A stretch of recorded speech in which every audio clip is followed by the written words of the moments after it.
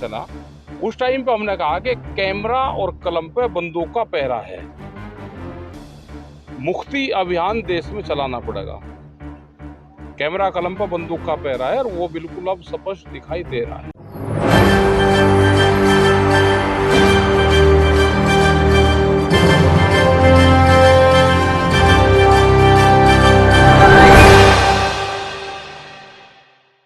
नमस्कार, मैं दौलत शर्मा और आप देखना शुरू कर चुके हैं SPN9 न्यूज। इंडिया अलायंस का जब से गठबंधन हुआ है, लगातार देखा जा रहा है कि किस तरीके से यहाँ पर वैचारिक मतभेद चल रहे हैं। लगातार एनडीए इंडिया अलायंस को बदनाम करने की कोशिश कर रही है। इंडिया वर्सेस भारत तभी से ही चलना शुरू हो गया। यहाँ तक कि कहा जा रहा था कि अब इंडिया अलायंस अगर यहाँ पर गठबंधन बन चुका है विपक्षी पार्टियों का, तो बीजेपी देश का नाम भी बदल सकती है। लेकिन इस खबर को झुठलाते हुए केंद्रीय मंत्री ने कहा था ये खबर गलत है, आप संविधान के अनुसार कुछ भी नाम इस्तेमाल कर सकते हैं। और लगातार इंडिया अलायंस की तरफ से भी कई अलग अलग ऐलान हो रहे हैं। कभी कहते हैं कि 2 अक्टूबर से यहाँ पर प्रचार प्रसार शुरू होगा, अक्टूबर के ही महीने में यहाँ पर बड़ी बड़ी रैलियां होंगी, लेकिन उसके बाद इन रैलियों से इनकार किया जाता है, चुनावी प्रचारों से इनकार किया जाता है।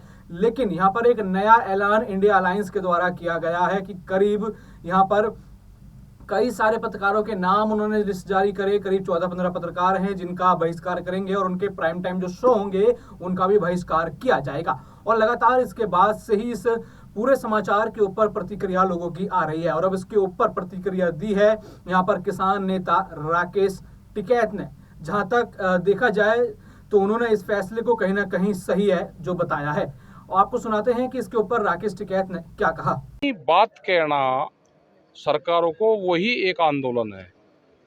वैचारिक रूप से पूरा देश आंदोलन लड़ रहा है, अपनी बात कह रहे हैं। वैसे चुपचाप कह रहे हो या सड़क पाड़ के कह रहे हो, लेकिन सबके मन में जरूर है। राजनीति की बात करें तो इंडिया गठबंधन बना है और कहीं ना कहीं उन्होंने एक मीडिया हाउसेस का बहिष्कार किया है और एक लंबे लेवल पे किया, मतलब बहुत सारे मीडिया हाउसेस का बहिष्कार किया। भाई ऐसे है ना, उन्होंने किताब पढ़ी होगी, सबकी देखा होगा, सबका बायोडाटा देखा होगा, पूरा 1 साल 2 साल रिसर्च करा होगा, तो उन्हें अपने नंबर दिए, उन्हें उनका पूरा डाटा उठा कर देख लो कि वे किस चीज में बहस करते हैं। लेकिन हमने बहुत पहले जब दिल्ली में आंदोलन चला, उस टाइम पे हमने कहा कि कैमरा और कलम पे बंदूक का पहरा है, मुक्ति अभियान देश में चलाना पड़ेगा। कैमरा कलम पर बंदूक का पहरा है और वो बिल्कुल अब स्पष्ट दिखाई दे रहा है। क्या 1975 की याद है आ रही है कि जैसे इमरजेंसी लगी 3 जगह लगाई थी, उसी तरह का महावीर मीडिया पर इस तरह का बंदिश थी? बिल्कुल बंदिशें थी। आज भी फिर दोबारा आज उससे भी खतरनाक स्थिति आएगी देश में।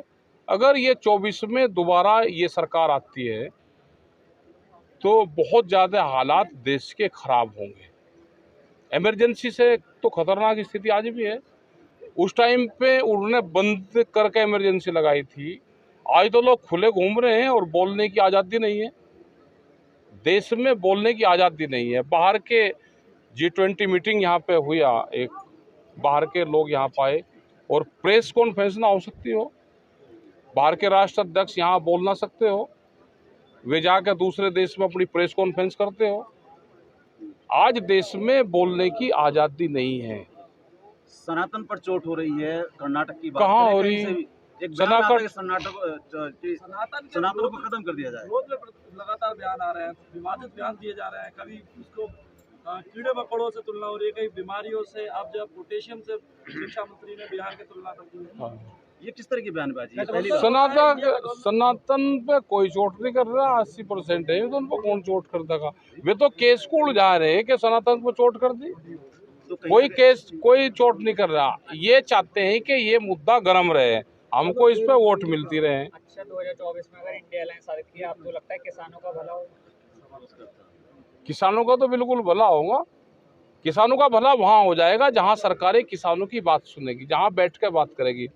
इस सरकार में तो सरकारें ना बात कर रही है, ना किसानों के इशू पे कोई काम हो रहे हैं। ये तो आंदोलन से अगर कोई चीज हो रही है तो आंदोलन से किसान की जान बच रही है। नहीं, जैसे डीएमके जो सांसद है उन्होंने कहा है कि ये एड्स की तरह है, इसको खत्म हो जाना चाहिए। संसद आप रोज मुसलमान को कह रहे हो, उसके लिए आपने कोई बहस नहीं करी। आप दूसरे धर्मों को कह रहे हो, उस पर कोई बहस नहीं करी। रोज मजारें तोड़ी जा रही है, उस पर कोई बहस देश में नहीं होती। अगर किसी ने गुस्से में कह दिया, धर्म कोई भी दूसरे धर्म को नीचा दिखाने का काम नहीं करता। ये देश संविधान से चलेगा, धार्मिक किताब से देश नहीं चलेगा। आपकी क्या राय है इस तरीके के जो बयान आ रहे हैं, आपको क्या लगता है क्या होना चाहिए? हम क्या हुए, हम भी, आप बता दो आपको क्या लगा। यहाँ देश में दो तरह के हिंदू हैं, एक भारतीय हिंदू है और एक नौरंगिया हिंदू है।